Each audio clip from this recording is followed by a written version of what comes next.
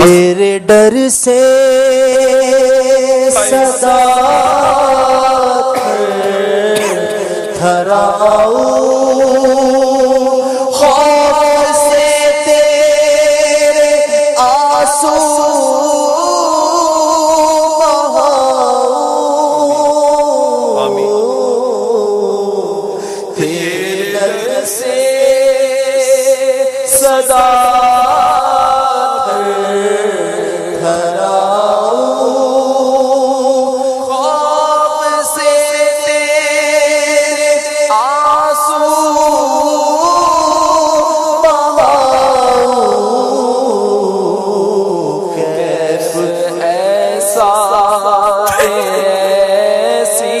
ادا کی میرے مولا، کیف ایسا دے، ایسی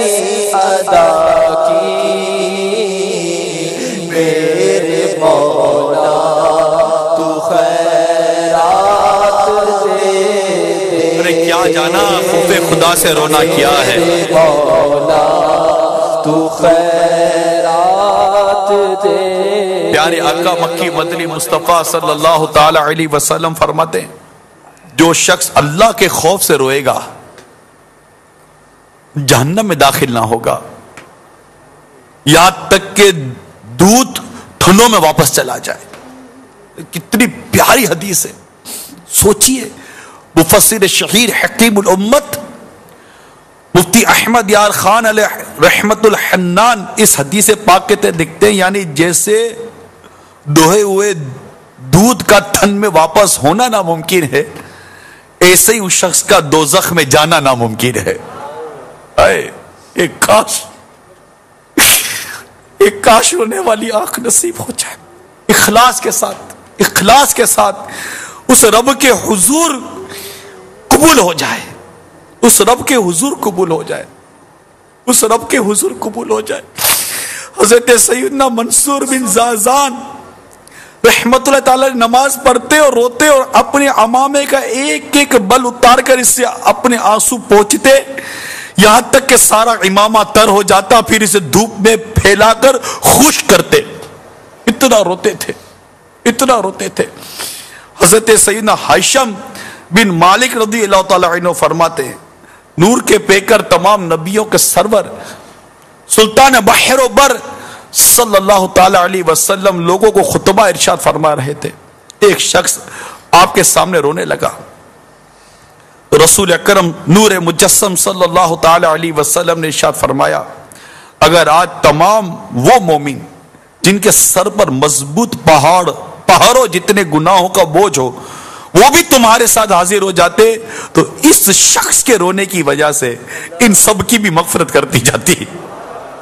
کیونکہ اس کے لیے ملائکہ رو رہے ہیں اور اس کے حق میں دعا کرتے ہوئے عرض کر رہے ہیں، یعنی اے اللہ عز و جل کثرت سے رونے والوں کی شفاعت نہ رونے والوں کے حق میں قبول فرما لے۔ ایک کاش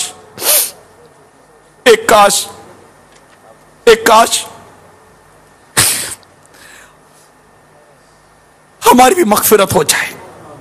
یا اللہ اس اجتماع میں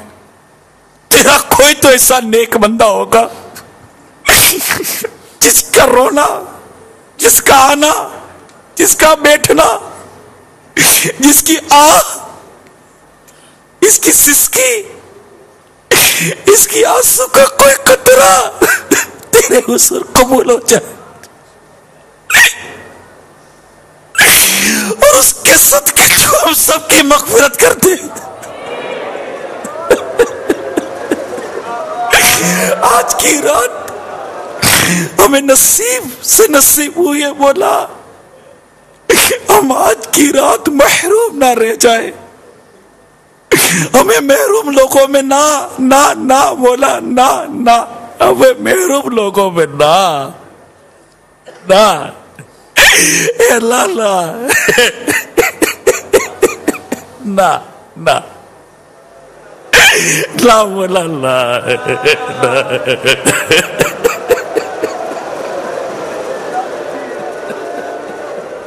مغفرت کا تجھ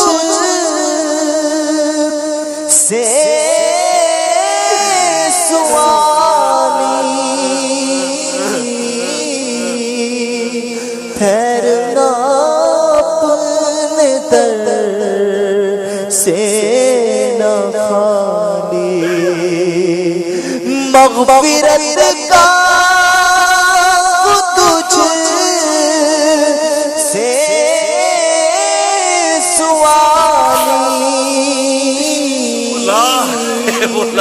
ٹھہرنا